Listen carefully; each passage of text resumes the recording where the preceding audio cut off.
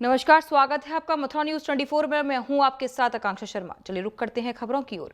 16 फरवरी से कुंभ पूर्व वैष्णव बैठक 2021 का आगाज हो चुका है, जिसमें कि सभी संत लोग अपना शिविर लगाकर कुंभ में आ रहे हैं। इसी के साथ संस्कृति विभाग द्वारा सांस्कृतिक शिविर लगाया गया है, जिससे कि भारत की संस्कृति के बारे में लोगों को बताया जा सके। इसी के चलते गुरुवार को कुंभ मेला प्रांगण के संस्कृति ग्राम में सांस्कृतिक कार्यक्रम का उद्घाटन किया गया, जिसमें उत्तर प्रदेश ब्रज तीर्थ विकास परिषद के उपाध्यक्ष शैलजाकांत, जीएलई यूनिवर्सिटी के सचिव नीरज अग्रवाल ने दीप प्रज्वलित कर कार्यक्रम का शुभारंभ किया। सर्वप्रथम प्रस्तुति बांसुरी वादन द्वारा की गई, जिसमें मोहन श्याम पचौरी द्वारा बांसुरी की मनमोहक प्रस्तुति दी गई। इसके बाद कान्हा एकेडमी द्वारा नृत्य प्रस्तुत किया गया। वृंदावन में कुंभ पूर्व वैष्णव बैठक का आयोजन किया जा रहा है, जिसका उद्घाटन 14 फरवरी को माननीय मुख्यमंत्री जी ने किया था और 16 को बसंत पंचमी के दिन उसका ध्वजारोहण के साथ शुभारंभ हुआ है। उसी कुंभ पूर्व वैष्णव बैठक में आज से ये सांस्कृतिक पंडाल में सांस्कृतिक कार्यक्रमों की एक लंबी श्रृंखला प्रारंभ होने जा रही है, जिसमें पूरे प्रदेश के विभिन्न स्तरीय उच्च स्तरीय कलाकार आकर अपनी प्रतिभा का प्रदर्शन करेंगे। और प्रयास ये रहेगा कि इन दिनों में 40 दिन के इस कुंभ में हम ऐसे ऐसे कलाकारों के नृत्य, गायन और वादन की प्रस्तुतियाँ देख पाएँ, जिनसे कि सभी लोग आह्लादित हो पाएँ। जो कुंभ में श्रोतागण या दर्शकगण आ रहे हैं, उनको बहुत बहुत आनंद मिले। तीर्थ नगरी वृंदावन की भूमि प्रेम की भूमि है। यहाँ राधा कृष्ण ने मिलकर महारास किया था, जिसके चलते यह प्रेम की भूमि मानी जाती है। इसी को ध्यान में रखते हुए शुक्रवार को सन्यासी संत लोग वृंदावन पूर्व कुंभ वैष्णव बैठक में पहुंचे, जहां उन्होंने कुंभ के मुख्य द्वार से बैंड बाजा के साथ शोभा यात्रा निकाली, जो कि देवरा बाबा घाट पर जाकर समाप्त हुई। यात्रा निकालने का उद्देश्य यमुना महारानी का पूजन करना था, जिसमें कि सन्यासी संतों ने देवरा घाट जाकर यमुना महारानी का मंत्रोच्चारण के मध्य अभिषेक किया और साथ ही यमुना मैया की आरती उतारी। इस बारे में जानकारी देते हुए राष्ट्रीय संत सेना के अध्यक्ष बाल योगेश्वर नंद महाराज और गोविंदा तीर्थ महाराज ने कहा कि संदेश हमारा ये है कि यमुना करा रही है पीड़ा से, गंदगी से, नालों से। तो हम लोग यमुना पूजन के लिए इसीलिए जा रहे हैं, सरकार को संदेश दे रहे हैं कि स्वच्छ भारत, स्वच्छ यमुना, स्वच्छ नदियाँ, स्वच्छ पर्यावरण, सभी संत इसकी मांग करते हुए प्रकृति हमारी सुंदर रहेगी, हम लोग स्वस्थ रहेंगे, मस्त रहेंगे। यही एक संदेश है। हम लोग श्रीमद् वृंदावन धाम के अंदर कुंभ की बैठक के पूर्व जो भी मेला का प्रारंभ होता है, उसमें हमारे पूरे भारतवर्ष के सुप्रसिद्ध सभी अखाड़ों के महामंडलेश्वर लोग यहाँ पर उपस्थित हुए हैं। सबसे पहले महामंडलेश्वरों ने श्री बांके बिहारी जी के धूमधाम से दर्शन किए हैं और दर्शन में हम लोगों को सब सुविधाएं प्राप्त हुई हैं। उसके बाद में अब हम लोग कुंभ में प्रवेश करके और श्री यमुना जी की आरती करेंगे और आरती करके और फिर हम लोग इसका प्रारूप जो अधिक से अधिक खूबसूरत बने, उसके लिए हम सब लोग रहते हैं। तो हमारा मूल विषय है हमारे भारत की संस्कृति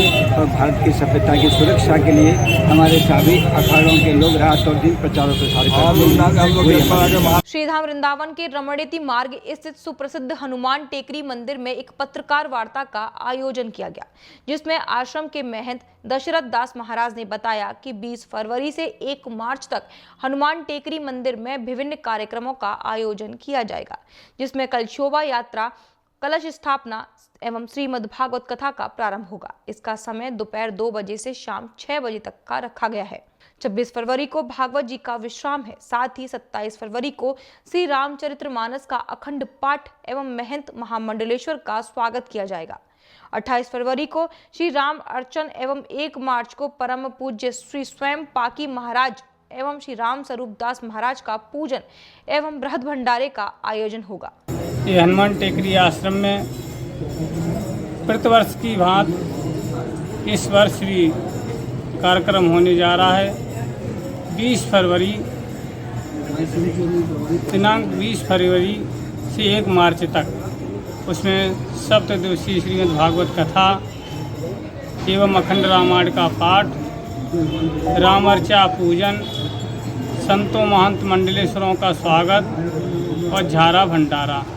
गोवर्धन बरसाना रोड स्थित राधा रानी सर्विस स्टेशन पर शुक्रवार सुबह 3 बाइक सवार युवकों सहित दर्जन भर लोगों ने सेल्समैन से मारपीट कर दी, जिसमें पंप संचालक गौतम खंडेलवाल ने मारपीट करने वाले तीनों लोगों के नामजद सहित 10-15 अज्ञात लोगों के खिलाफ थाना गोवर्धन में मुकदमा पंजीकृत कराकर कार्रवाई करने की मांग की है। पंप मालिक गौतम खंडेलवाल ने बताया कि मोटरसाइकिल से 3 लोग पेट्रोल पंप पर आए और सेल्समैन श्याम सुंदर निवासी पेठा से 60 रुपए का पेट्रोल लिया। बाइक सवार युवक ने 500 रुपए का नोट दिया। सेल्समैन ने 440 रुपए लौटा दिए, लेकिन बाइक सवार युवक और रुपए मांगने लगे। ना देने पर सेल्समैन से मारपीट कर दी और 10 से 15 लोगों को बुलाकर पंप पर स्टाफ के साथ मारपीट की। यह लोग विशेष समुदाय के लोग थे। योजनाबद्ध तरीके से हमला करने आई, जिसमें हम लोगों को जान का खतरा है।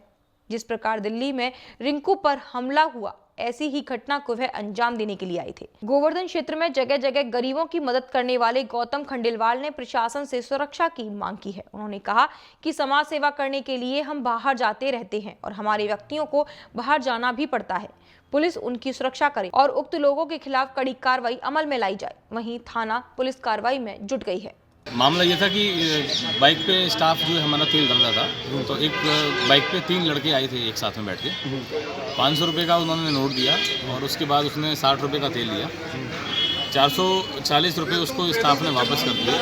तो 3 लड़कों में से एक ने पैसा दिया था और दूसरे को उसने वापस कर दिया, वो उसका साथी था। तो पहले वाले जिसने पैसा दिया था उसने उसके लड़के को गाली करके थप्पड़ मार दिया, बोला कि तूने पैसे मुझको वापस क्यों नहीं दिए। तो लड़के ने कहा कि भाई मार क्यों रहा है तू, बिना ये तो मारने वाली कोई बात नहीं है। तो इसी बीच पे कुछ लोगों ने बीच आ गया कि कुछ स्थानीय जो कस्टमर वहाँ पे थे, उन्होंने कहा भाई पैसे वापस कर तो दिए उन्होंने, झगड़ा क्यों कर रहे हो। फिर भी उन्होंने जो है मारपीट करना शुरू कर दिया और 2 ही मिनट के अंदर करीबन 25 से 30 लड़कों को और लाठी डंडों से लैस करके उन्होंने बुला लिया। और ये ऐसा प्रतीत होता है कि उनकी प्री प्लानिंग थी, कोई पंप पे कोई बड़ी घटना को अंजाम देने।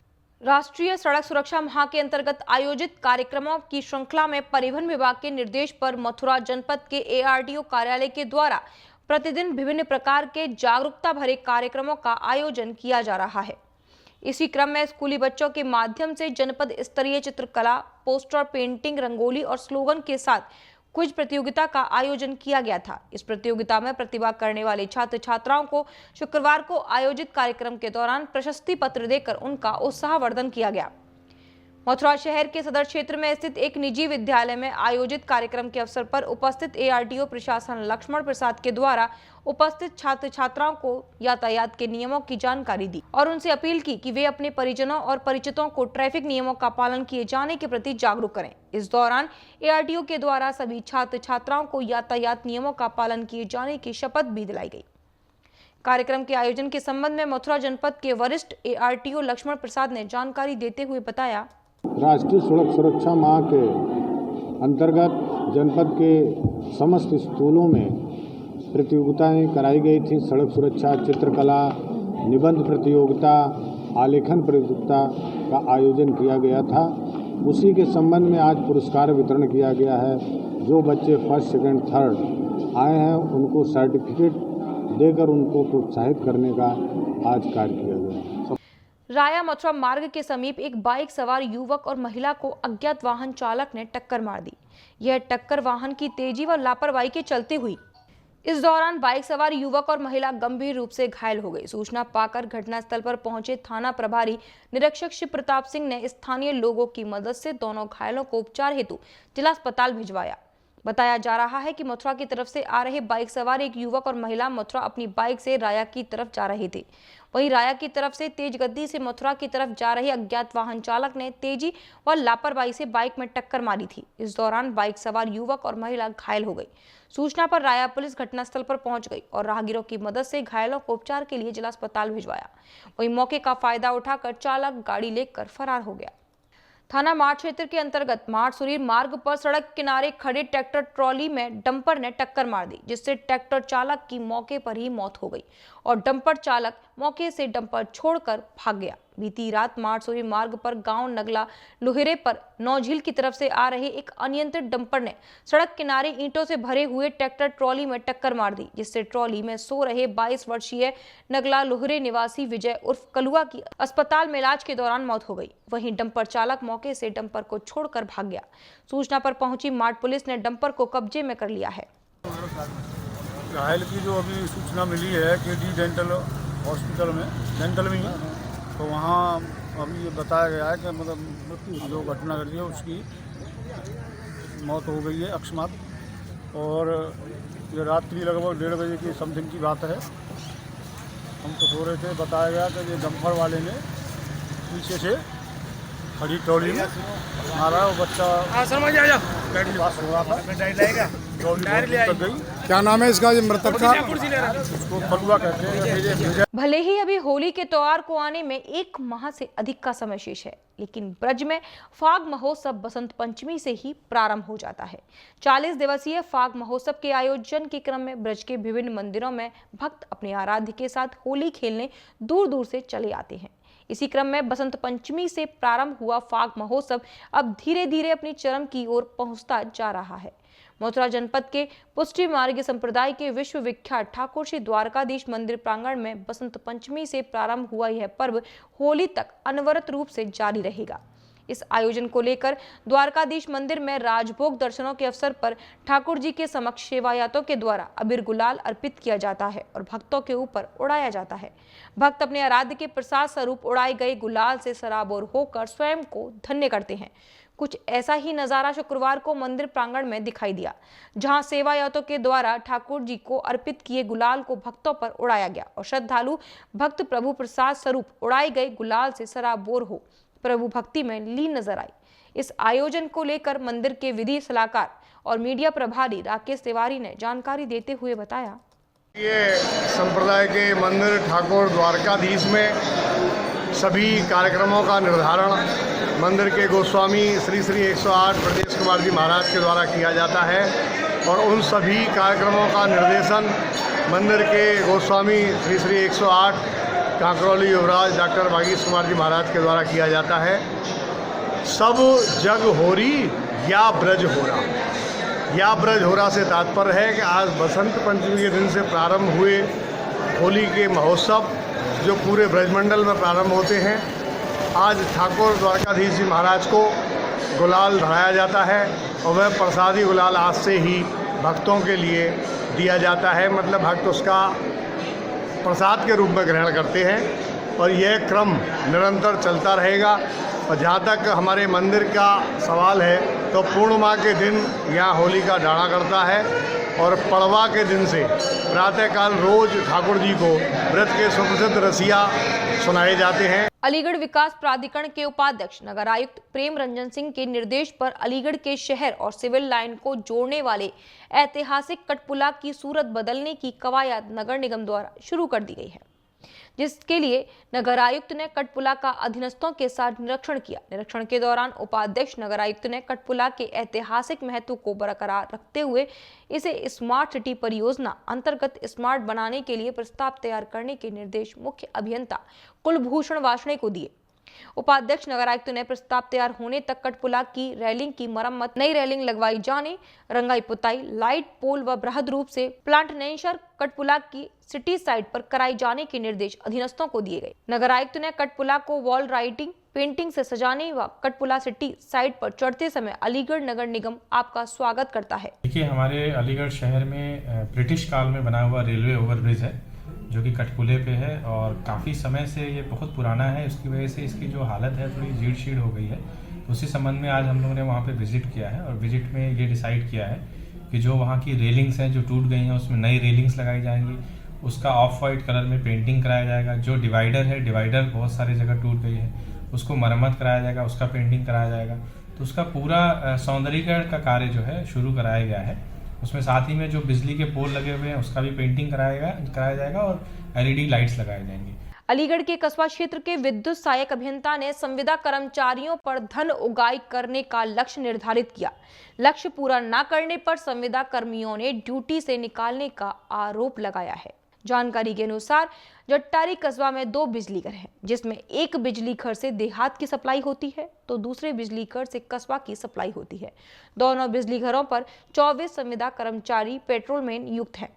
संविदा कर्मचारी रविंद्र ओम प्रकाश, जो कस्बा के बिजली घर पर तैनात हैं, ने आरोप लगाया है। वहीं बिजली घर पर तैनात जेई अनिल कुमार ने कहा कि मैंने लखनऊ में प्लॉट लिया है, उसके लिए 30 लाख रुपए की व्यवस्था करनी है। बंद पड़ी लाइनों की सप्लाई को शुरू किया जाए जिससे पैसों की व्यवस्था हो सके। उसको लेकर संविदा कर्मचारी रविंद्र ने बताया कि हमने मानक के विपरीत अलीगढ़ पलवल मार्ग पर वृजा नगला गांव पर 3 खंभों की लाइनों से जो ट्यूबवेल कनेक्शन की होती है उसे ईंट भट्टा को कनेक्शन दिया। ब्रजवासी होटल कुराना पर बिना एस्टीमेट के 100 मीटर फर्जी लाइन व 10 HP का ट्रांसफार्मर, DRG महाविद्यालय के पास एक होटल पर 120 मीटर लाइन व 10 HP ट्रांसफार्मर, DDS कॉलेज के सामने 10 HP का ट्रांसफार्मर लगाया। राधिका विहार कॉलोनी 2 गेट और रॉयल सिटी कॉलोनी देहात बिजली घर के पास मादक गांव में 10 HP का ट्रांसफार्मर लगवाया गया। इन सभी 7 कनेक्शनों से लगभग 5.5 लाख रुपए की अवैध वसूली की गई थी।